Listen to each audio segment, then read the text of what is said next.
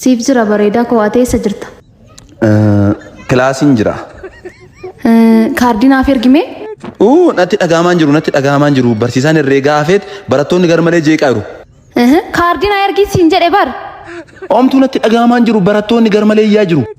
Miiseejji dhabaar akkamitti dhagaamu jetta?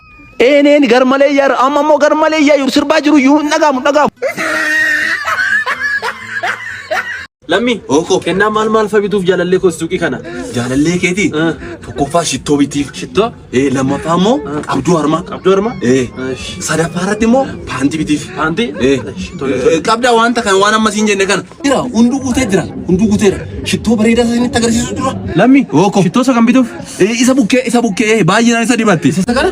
Tole kinoo. Amma maal ta'e qabduu harmaa nuuf qabduu harmaa. Tole. Kamaa ta'uuf. Kana wayyu? Ishiin guddaadha. Kun hin ta'uuf itti xiqqaata. Kunoo kana haa ta'uuf. Kana godhiitti biti paantichas biti. Fidee paantii. Kalarri isa diimaa kana qabdi. Isa kana qabdi. Isa kana ammoo ofirraa iyyuu baastu kalarri isa kana. Ofirraa baastu. Utoo bankalankal bye.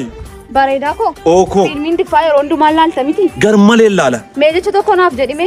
Baartoluu Sadattiin Salman Khan Shaarukh Khan Baahubali. Indee maal jechuudha inni? Baay'een si jaaladha siif iddoo guddaan siif qaba jechaadha. Bareedaa koo anis baay'een si jaaladha. Elif Denezer, Kareena Kapoor, Zara Chandra. Innoo maal jechuudha? Anis baay'ee si jaaladha jechuudha.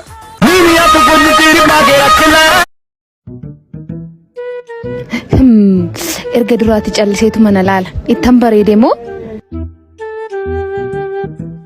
Waaw, na laalaa jirti. Garmalee bareeddi immoo.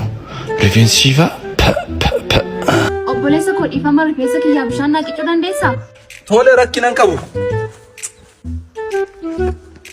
Galatoomii. Maayini biroo baasteen qicika.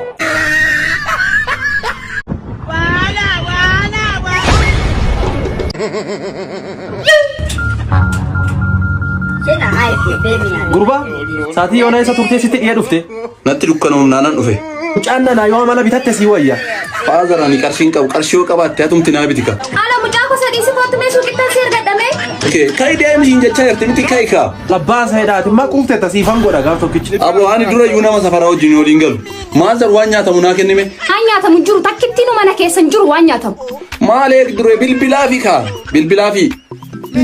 Waadu kana nyaadhuutii daddaftee suuqiin adeemta. Bishaan asii kenna kubbaa isa gurra qabu natti kennime. Eega gurra qaba jettee waamtu ni Maazar.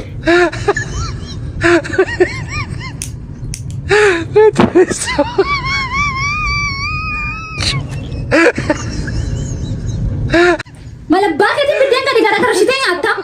Maazar osoo iji kun qixxeen alaalu akkamitti nyaadhare? Koodhu kanas fudhadhu. Bareedaa ko maali kennaan atti baay'istee hoo? Rakkina qabu kun ayyaana waggaatiif bara haaraatiif kennaan kee rakkina qabu siif rakkoon qabu.